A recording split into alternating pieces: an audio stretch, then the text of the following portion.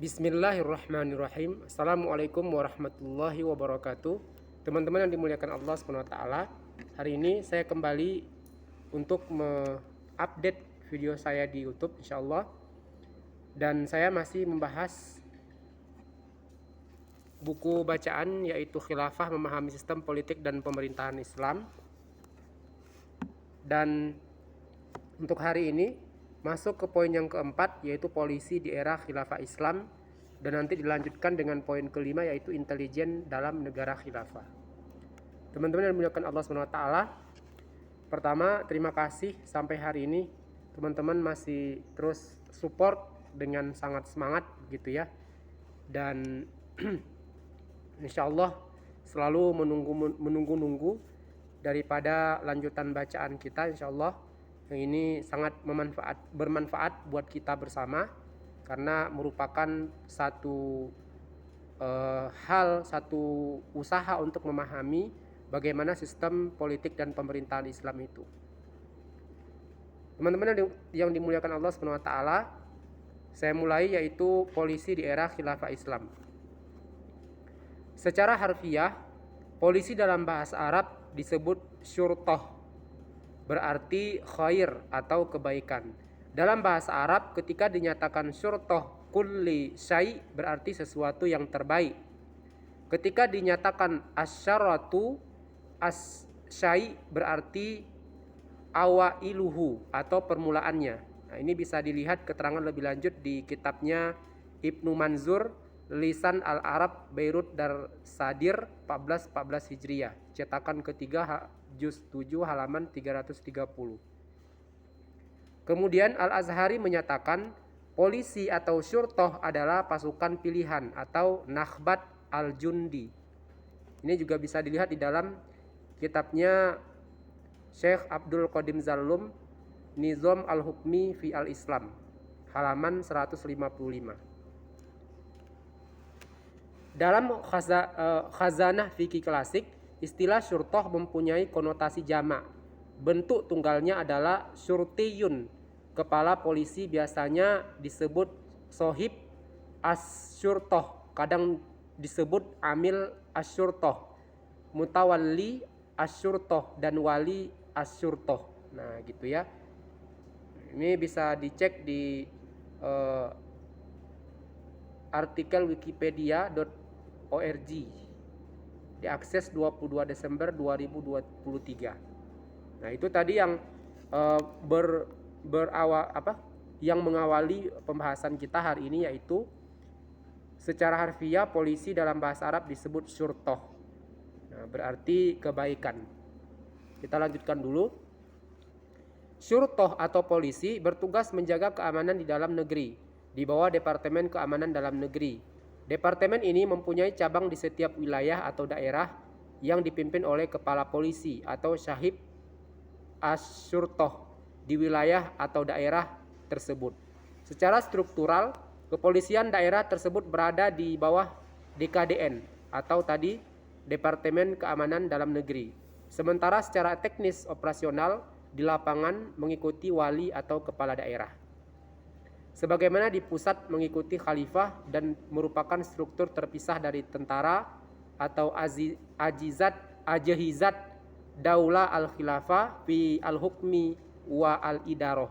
Halaman ini bisa dicek tadi di ajhizat daulah al-khilafah fi al-hukmi wal al-idaroh, halaman 9495. Ini sebagaimana hadis Qais bin Sa'ad bin Ubadah al-Ansori yang merupakan kepala polisi yang berada dalam kekuasaan Nabi Shallallahu Alaihi Wasallam. Teman-teman yang dimuliakan Allah SWT, jadi polisi ini adalah sebuah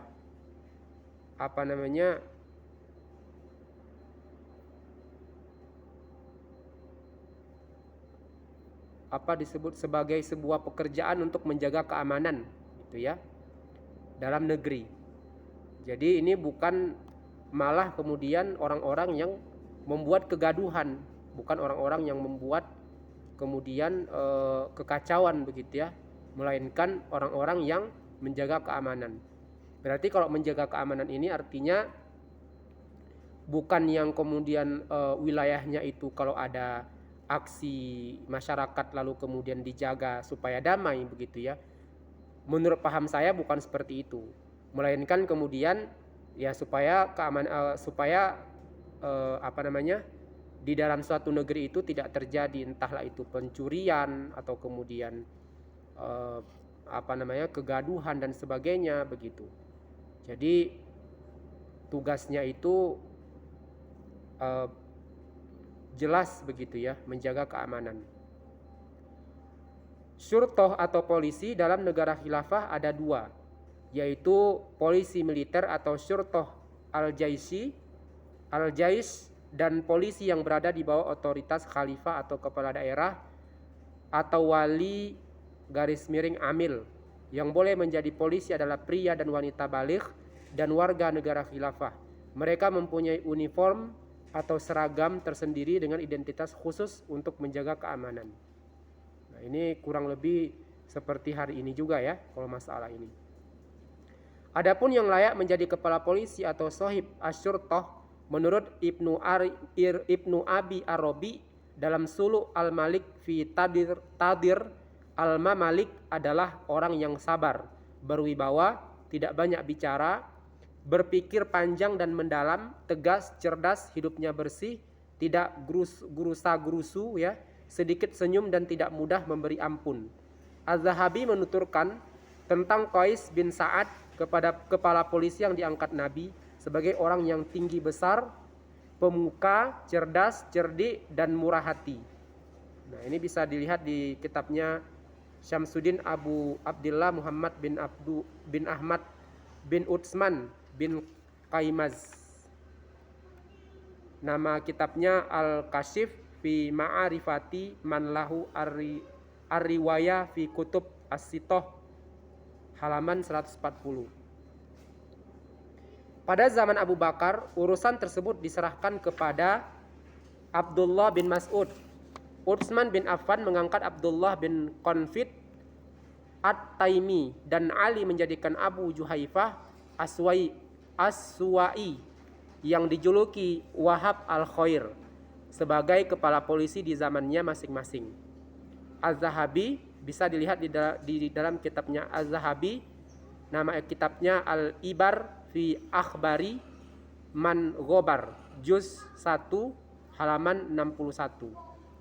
Ali menyerahkan kepada orang yang terkenal profesional, takwa dan baik, paling tegas dan penuh kasih sayang. Profil kepala polisi di zaman generasi terbaik itu seperti Qais bin Sa'ad, Ma'qal bin Qais, Ar-Rahabi, Ar-Rabahi, Abu al-Yayyad al-Asadi dan lain-lain.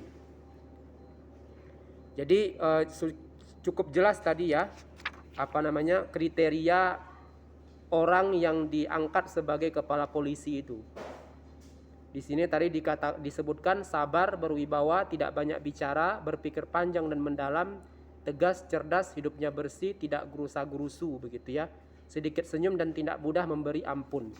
Ini memberikan penjelasan kepada kita bahwasanya kepala polisi itu bukanlah orang yang seperti diplomat ya, ataupun kemudian seperti seorang pengacara, teman-teman.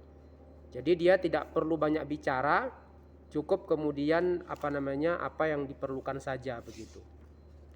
Kemudian tugas utama polisi adalah menjaga keamanan di dalam negeri. Nah, itu tugas utamanya. Selain itu, mereka juga ditugasi untuk menjaga sistem, mensupervisi keamanan di dalam negeri dan melaksanakan seluruh aspek teknis atau eksekusi. Adapun maksud polisi berada di bawah otoritas khalifah atau kepala daerah atau wali atau amil, mereka akan melaksanakan apa saja yang dibutuhkan oleh khalifah atau kepala daerah sebagai pasukan eksekusi untuk mengeksekusi pelaksanaan hukum syariah, menjaga sistem keamanan, patroli, ronda malam hari, mengintip pencuri, mencari pelaku kriminal dan orang yang dikhawatirkan keburukannya. Nah, ini kurang lebih sama seperti hari ini ya. Kasus-kasus yang bisa mengancam keamanan antara lain: 1. Murtad atau riddah. 2. pembangkangan atau baghi,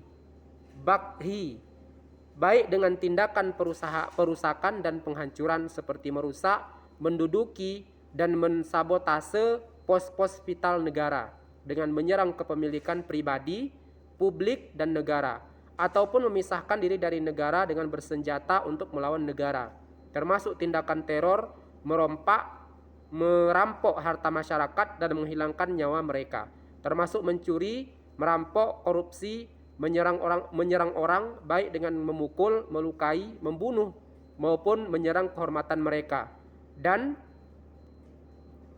dengan mencemarkan nama baik dan menuduh zina, termasuk orang-orang yang suspek atau dicurigai atau ahli ar-raib karena bekerja sama dengan kafir harbi fi'lan. Orang-orang yang dicurigai ini bisa muslim maupun ahli zimmah, bisa di individu maupun organisasi. Kalau sekarang mereka itu seperti aktivis liberal, LSM, komprador, dan antek-antek AS, Inggris maupun kafir harbi fi'lan yang lain. Nah, ini kurang lebih juga insya Allah sama seperti yang hari ini kita saksikan, walaupun pada praktek pekerjaannya ya mereka tidak melaksanakan secara benar begitu ya. Ini enggak para penegak hukum ini begitu ya. Ini saya harus hati-hati ngomongnya nih. Kalau tidak akan di blok nanti pula videonya. Dalam kasus murtad, ketika vonis hukuman mati sudah dijatuhkan oleh pengadilan atau qadhi khusumat, maka polisilah yang mengeksekusi hukuman mati tersebut. Kalau yang murtad tersebut banyak, maka harus dilakukan pendekatan persuasi atau mukatabah sebagaimana yang dilakukan Ali terhadap Khawarij dengan mengutus Ibnu Abbas. Kalau tidak bisa, maka diperangi. Kalau polisi tidak mampu, bisa meminta khalifah mengirim militer untuk membantunya. Pendekatan yang sama juga dilakukan terhadap pembangkang atau bughod. Nah, teman-teman yang dimuliakan Allah SWT, artinya polisi ini bekerja memang betul-betul atas garis-garis yang ditentukan. Bukan dialah kemudian yang menentukan begitu ya. Dia pelaksana saja, teman-teman. Dalam kasus teror, ini dalam daulah khilafah ya. Dalam kasus teror, merampok harta masyarakat dan menghilangkan nyawa mereka, negara bisa mengirim polisi untuk mengikuti gerak-gerik mereka, menangkap dan menjatuhi hukuman bunuh dan disalib, atau dibunuh, dipotong tangan dan kakinya secara menyilang, atau dibuang di suatu tempat terpencil. Sementara terhadap tindakan mencuri, merampok, korupsi, menyerang orang, baik dengan memukul, melukai, membunuh maupun menyerang kehormatan mereka, dengan mencemarkan nama baik dan menuduh zina, kepolisian bisa mencegahnya dengan deteksi dini, pengawasan dan kontrol. Dalam kasus ini, ketika vonis telah dijatuhkan oleh pengadilan, polisi juga bertindak sebagai eksekutor. Teman-teman yang dimuliakan Allah SWT, dari tadi sebenarnya banyak sekali poin-poin yang khas begitu ya, yang kita dapati pada kepolisian daulah khilafah ini, teman-teman.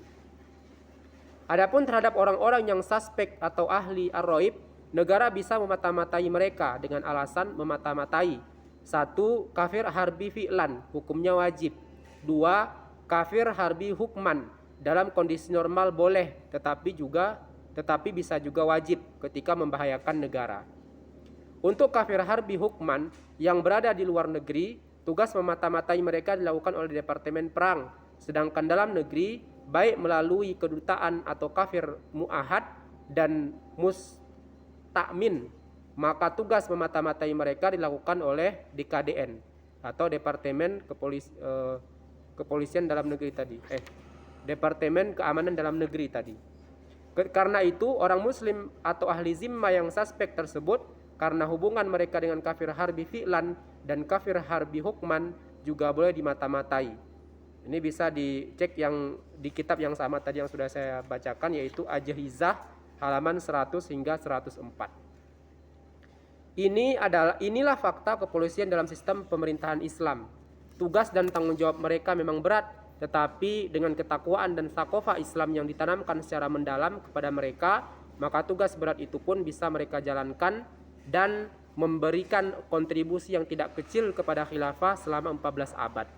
Luar biasa, Masya Allah. Baik, itu tadi tidak terlalu banyak yang saya ulas. Cukup saya bacakan saja tadi berkaitan dengan kepolisian dalam negara khilafah ini, karena juga cukup jelas sebenarnya. Di samping juga sesungguhnya saya juga masih kurang membaca lebih banyak, masih kurang membaca begitu ya, lebih lanjut dan lebih banyak begitu terkait dengan kepolisian dalam negeri ini begitu ya. Barangkali dari buku-buku atau kitab-kitab yang lain, begitu juga tentang kemudian barangkali diskusi-diskusi yang bisa dilakukan dengan teman-teman misalnya yang mempunyai profesi seperti itu hari ini misalnya. Tetapi kejelasan apa yang sudah disampaikan di buku ini menjadi sebuah hal yang perlu kita tinjau ulang tentang kinerja atau kemudian aktivitas yang dilakukan oleh penegak hukum hari ini, teman-teman. Baik, yang kelima, intelijen dalam negara khilafah. Intelijen dalam bahasa Inggris adalah intelligence, adalah informasi yang dihargai atas ketepatan waktu dan relevansinya, bukan detail dan keakuratannya. Berbeda dengan data yang berupa informasi yang akurat atau fakta yang merupakan informasi yang telah diverifikasi. Intelijen kadang disebut data aktif atau intelijen aktif. Informasi ini biasanya mengenai rencana, keputusan, dan kegiatan suatu pihak yang penting untuk ditindaklanjuti atau dianggap berharga dari sudut pandang organisasi pengumpul intelijen. Kata intelijen juga sering digunakan untuk menyebut pelaku pengumpul informasi ini, baik sebuah dinas intelijen maupun seorang agen. Pada dinas intelijen dan dinas terkait lainnya, intelijen merupakan data aktif ditambah dengan proses dan hasil dari pengumpulan dan analisa data tersebut yang terbentuk oleh jaringan yang kohesif. Nah, ini teman-teman, meskipun kemudian kita mengatakan intelijen itu seperti seseorang yang kepo begitu ya, tetapi kemudian kekepoan yang dilakukannya itu betul-betul haruslah tepat begitu. Jangan asal kepo begitu ya, sedangkan sementara kemudian itu informasi akan disampaikan kepada khalifah yang merupakan rahasia-rahasia seharusnya musuh begitu. Jadi ini intelijen ini bukanlah seseorang atau pekerjaan yang mudah juga begitu, melainkan sebuah hal yang sangat-sangat tidak segampang mengumpulkan informasi terkait dengan pembicaraan masyarakat secara luas begitu ya. Informasi yang dikumpulkan bisa sulit untuk didapatkan, atau bahkan informasi rahasia yang didapatkan dengan spionis atau memata-matai, atau dapat juga berupa informasi yang tersedia bebas di surat kabar atau internet. Secara tradisional, pengumpulan data intelijen berupa pengumpulan informasi dari segala sumber, lalu penyimpanan dan pengurutan informasi tersebut, dan diperkirakan sebagian kecil dari yang terkumpul akan berguna kemudian.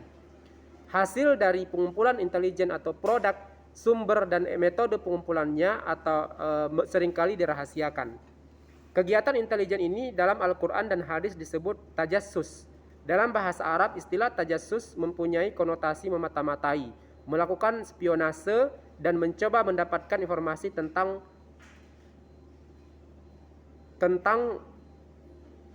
Munir Ba'al-Baki Al-Maurid kata tajassus.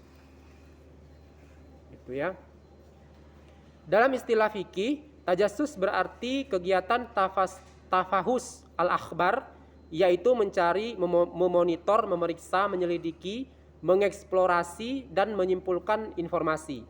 Kegiatan tafahus al-akhbar disebut tajassus ketika informasi yang ada, baik yang masih rahasia maupun terbuka, dikumpulkan, dimonitor, diperiksa, diselidiki untuk ditelaah dan disimpulkan.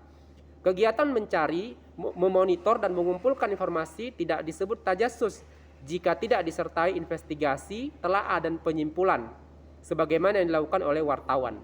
Nah, jadi kalau hanya sekedar memonitor saja, kemudian mengumpulkan informasi saja, tetapi tidak disertai dengan investigasi, telaah dan penyimpulan, itu tidak disebut sebagai tajassus atau intelijen ini tadi, teman-teman. Karena hal itu ya tidak ubahnya seperti pekerjaan atau aktivitas wartawan.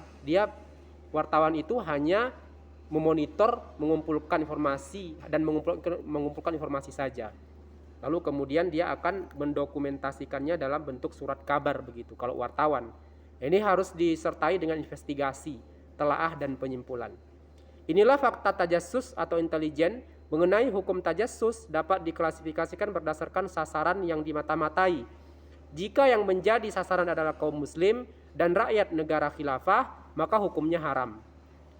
Hal yang sama juga berlaku terhadap kafir zimmi. Kafir zimmi ini kafir yang dilindungi oleh daulah khilafah, yang menjadi rakyat negara khilafah, maka hukumnya juga haram. Namun jika yang menjadi sasaran adalah kafir harbi, baik yang secara nyata memerangi kaum muslim atau harbi fi'lan, maupun yang tidak atau harbi hukman, maka hukumnya mubah bagi kaum muslim dan wajib bagi negara khilafah. Keharaman tersebut ditegaskan dalam Al-Quran surat Al-Hujurat ayat 12. Qatadah berkata, tahukah kamu apa itu tajassus atau tajsis?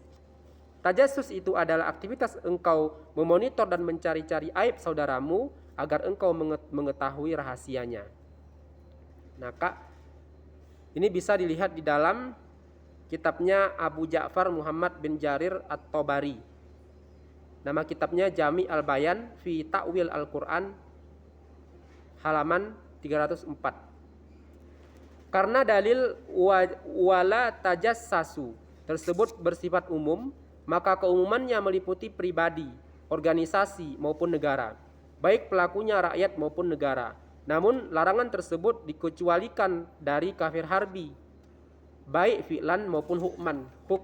Karena Nabi pernah memerintahkan Abdullah bin Jahsh bersama 8 personil kaum muhajirin untuk memata-matai pergerakan kaum kafir Quraisy saat perang Badar.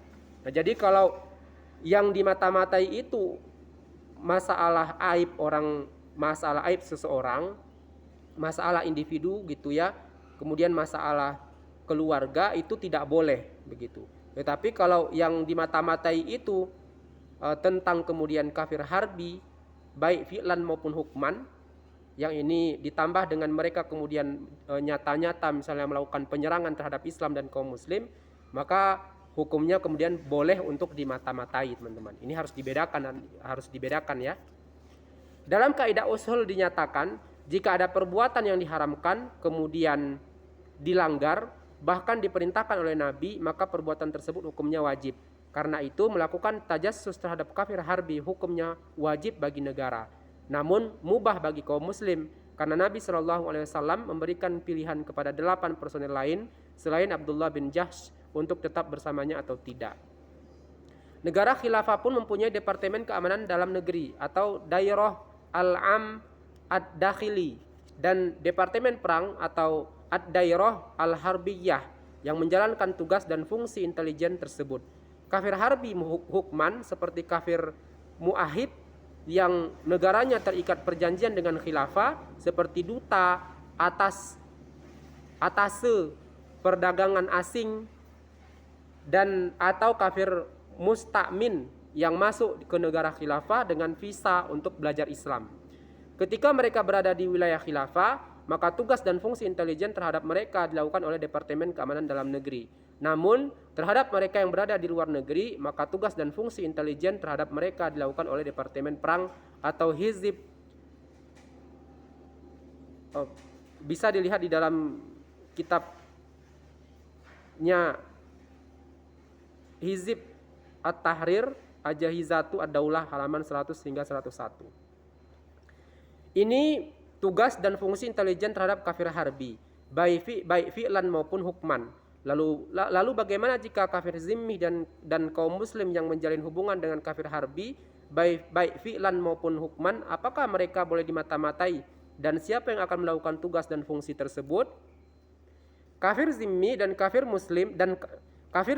kaum muslim yang menjamin hubungan dengan mereka disebut ahli aryab atau orang-orang yang dicurigai. Hukum asal memata-matai mereka sebelum menjalin hubungan dengan kafir harbi kembali kepada hukum asal yaitu haram.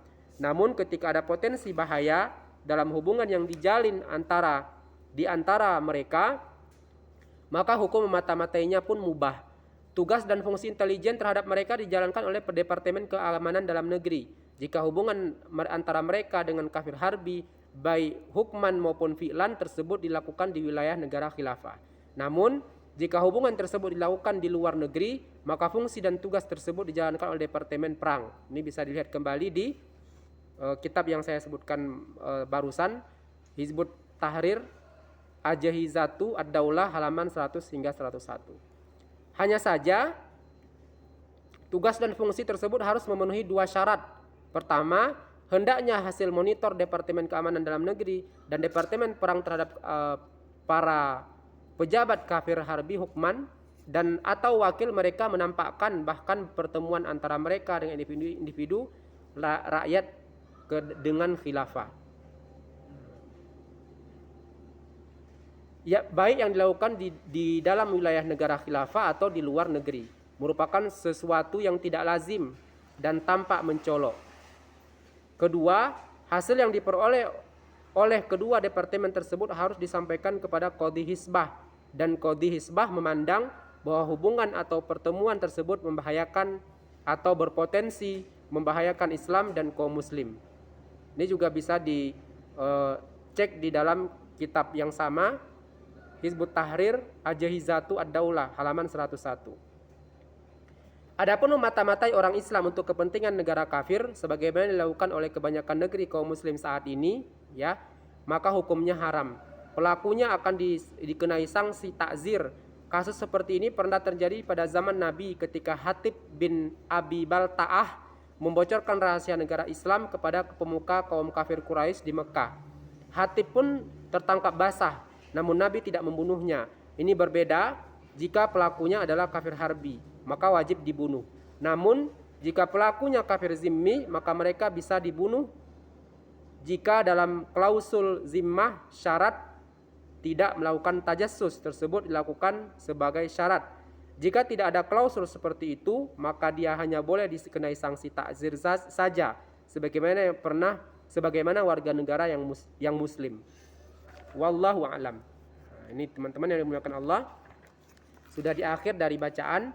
Jadi ini tadi sedang membahas 2 hal yang sangat kemudian urgent sekali dalam sebuah negara. Tentu saja ini adalah negara Islam atau khilafah, yaitu kepolisian dan intelijen yang kemudian dimiliki oleh daulah khilafah, teman-teman.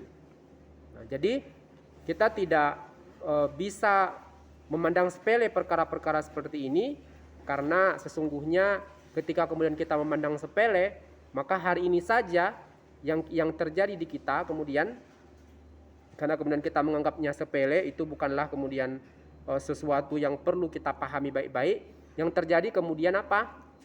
Kita selalu menjadi korban, terutama dalam pengelolaan sumber daya manusia dan alam, teman-teman. Nah, ini sebagai sebuah keilmuan yang ditransfer kepada kita, bahwasanya ini terlepas dari apakah ada yang sama dengan aktivitas penegak hukum hari ini, kemudian intelijennya dengan di daulah khilafah, ya. Terlepas daripada itu, tetapi yang mau saya sampaikan adalah pemahaman ini merupakan sebuah pemahaman yang sangat urgent sekali untuk kemudian kita miliki. Jika tidak, sekali lagi kita hanya akan menjadi korban saja, baik kemudian oleh kaum kita sendiri maupun oleh kaum kafir dari luar sana. Teman-teman, ini mungkin yang perlu saya sampaikan di kesempatan ini. Insyaallah pekan kedepannya nanti kita masuk poin ke-6, yaitu KPK, kejaksaan dan kepolisian dalam negara khilafah. Nah, kepolisian disebut lagi sekali di sini nanti insyaallah. Terima kasih sampai menit ini masih menyaksikan. Saya tutup. Assalamualaikum warahmatullahi wabarakatuh.